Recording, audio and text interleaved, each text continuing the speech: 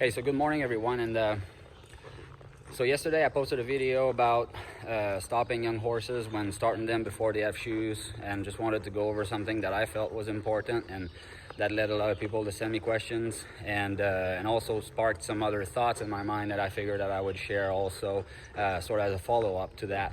I got on a 2-year-old that my help had started, and it was one that had a little bit of harder time stopping on his own, so that was kind of one of the ones he was using a little bit too much hand on, and so we kind of got that going better already. But what I felt that I didn't like so much when I got on is that when I asked him to back up after, which the backup is very important to teach a horse to stop, was he kind of rushed into it a little bit too much. He backed up faster than I wanted, but his neck was tight and kind of stiff, and as I just tried to soften it up with my hands, he was just backing up faster. And at this stage, it's definitely not what I want. I definitely like that he was willing. That's definitely something to encourage and not discourage, but I definitely want him to stay relaxed in the neck and in the shoulders, and definitely put all his energy into his hind end when pulling himself backwards, and not all over his body, like if he had gotten an electric shock in the ass. So with that said, I asked Alex here to come and help me this morning and just demonstrate on what are the steps that I take as I develop that will for a young horse to stop, and what are the steps that I take to develop the backup as a working tool for when we'll have shoes, and then we'll be ready to help them do it and make them do it. Okay, so I'm gonna pass the phone to him and show you kind of what I like to see when we back up the young horses. Okay.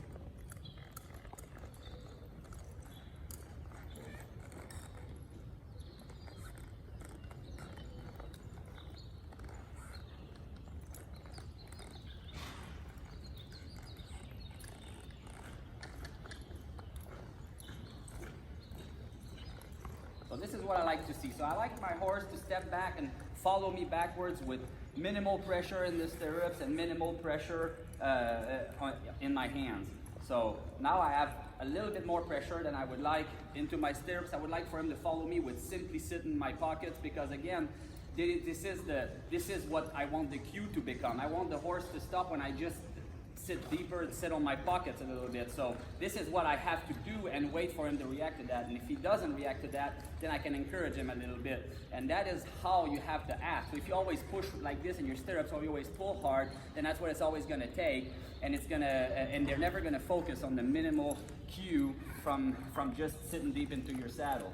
And so this is what I kind of like to see at this stage. Maybe a little bit more will in backing up by himself, and he's a little bit too much in the bridle, a little bit too much behind a bit, which, you know, it's not something I encourage. It's just him overdoing something, which I see it as a good thing right now, but definitely not something I want to encourage. I want to be able to do the same thing without having to pull into his mouth.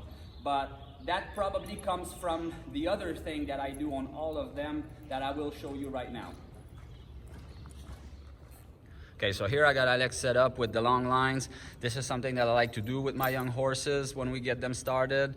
I think this is a great way to help them develop themselves physically the right way, because I do believe that you have two sets of muscles in your body, one you use to resist and one you use when you're giving, and I want to encourage them to develop physically the right way from the start. And I think this is the best way to teach them to willingly back up and do it without any resistance or any fighting, and it just makes our jobs a lot easier once we start to teach them to do it with our hands.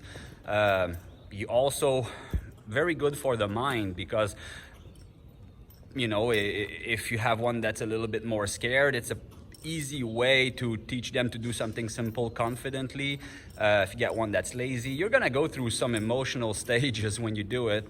Maybe at first they'll figure it out and they'll be like, okay, I can do this, but then you're doing it a little bit longer and they're like, hey, I don't want to do this anymore, so they may stall on you. You just stay there with a steady pressure until you have some give, and reward that, and quickly it will develop in the right direction. You will see it takes no time, and it makes, after that, the job a lot easier when you're sitting on top of them.